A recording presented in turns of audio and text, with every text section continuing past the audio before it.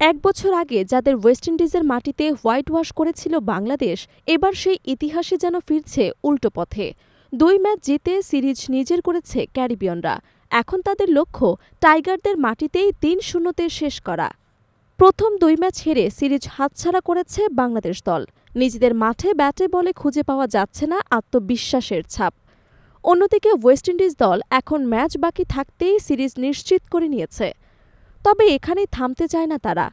এবার ক্যারিবিয়ানদের চোখে আরও বড় লক্ষ্য টাইগারদের হোয়াইট ওয়াশ করা।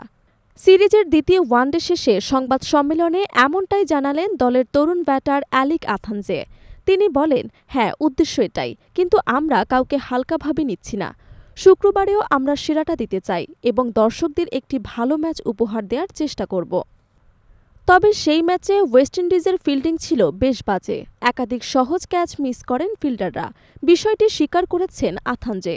তবে দলীয় পারফরম্যান্সে সন্তুষ্ট তিনি। তার ভাষায়, আমার মনে হয়েছে আমরা কিছু রান কম করেছি, কিন্তু তারপরও আমরা দল হিসেবে দায়িত্ব নিয়েছি। লক্ষ্য ছিল বল হাতে ভালো শুরু করা, আর বোলাররা দারুণভাবে সেটাই করেছে।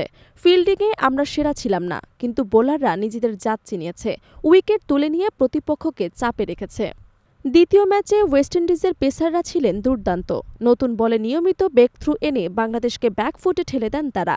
মাঝে কিছু সহজ সুযোগ হাতছাড়া হলেও উইকেট নেয়ার ধারাবাহিকতা বজায় রেখেছে বোলিং ইউনিট। ফলে মাঝারি রান তোলা সত্ত্বেও জয় নিয়ে মাঠ ছাড়ে ক্যারিবিয়ানরা।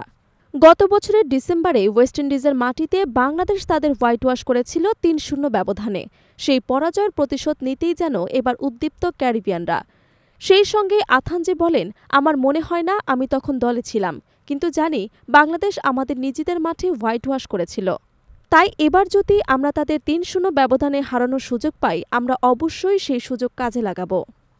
এখন দৃষ্টি শেষ ওয়ানডের দিকে। টাইগারদের সামনের লক্ষ্য একটাই, সম্মান রক্ষা। অন্যদিকে ক্যারিবিয়ানদের চোখ ইতিহাস ঘুরিয়ে দেওয়ার দিকে, যেখানে তারা চাইছে প্রতিশোধের মিষ্টি স্বাদে সিরিজটা শেষ করতে।